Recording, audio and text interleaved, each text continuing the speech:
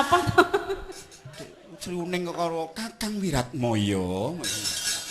Sida peksa. Lho ngerti kula iki nek Sriuning ki karo Sida paripeksa ngono. Lah sida dipeksa apa ora?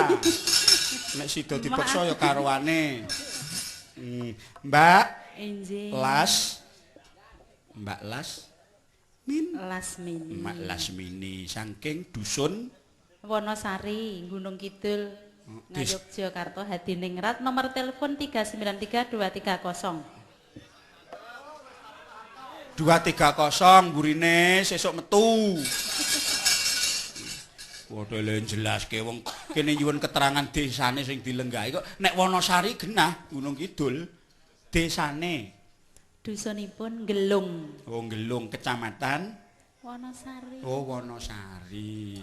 Tak kira Wonosari kabupaten. Kabupaten Gunung Kidul, kecamatan Wonosari, desane Gelung. Batu. Yes.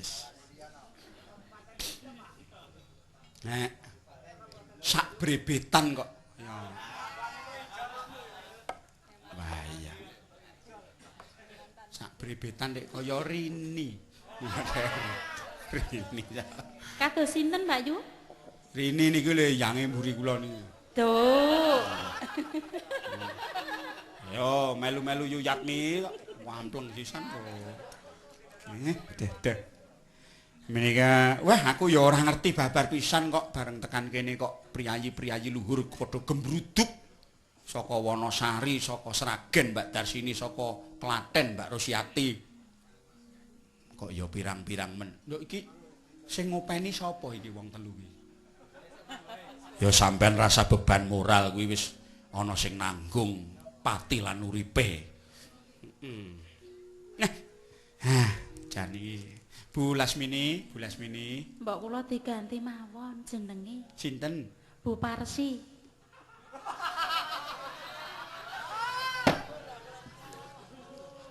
Surem. Ler manguswa. Rasa macem-macem ngono malah sabane ning Gunung Kidul kok malah takon aku. Iya. Mbak Lasmini. Aku mbiyen tau nduk mayang neng Pacitan kono. Iki ketemu Mbak Lasmini pisanan ning kono. Iya. Biyen kuwi cantik ora. Biyen. Lah saiki ya malah luweh ngono kok. Luwih napa? Pokoknya ada sesuatu yang hilang. Apa ya? Menapa Mbak Yu?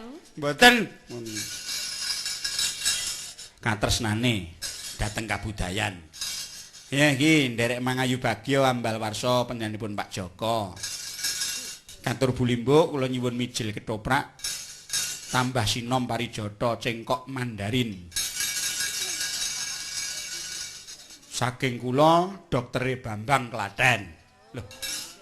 Tek enek. Lho. Iki wong gawe-gawe iki.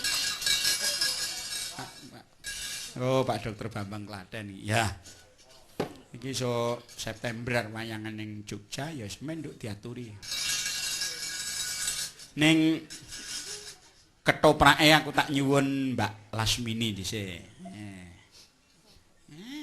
Pelok. Ndah apike kaya ngopo? Lah iya sinden kok bintang tamu lho. Iki nek kelase wis kaya ngene bintang tamu, Mbak Darsini bintang tamu, Mbak Rosyati bintang tamu. Yo Yatmi saiki dadi bintang 7. Wis.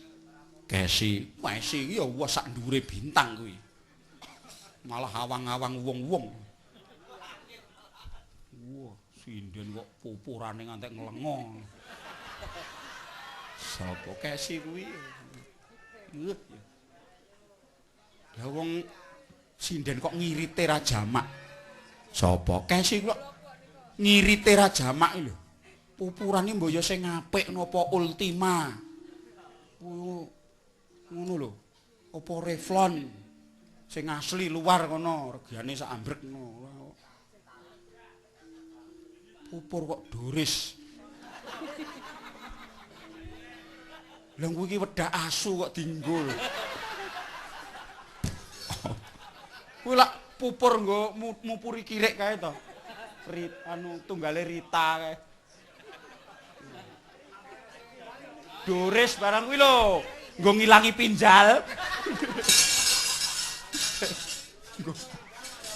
Oh iya garapi wong sak geleme. Mbok kaya Mbak Lasmini kuwi lho. Ultima. Wih, sakit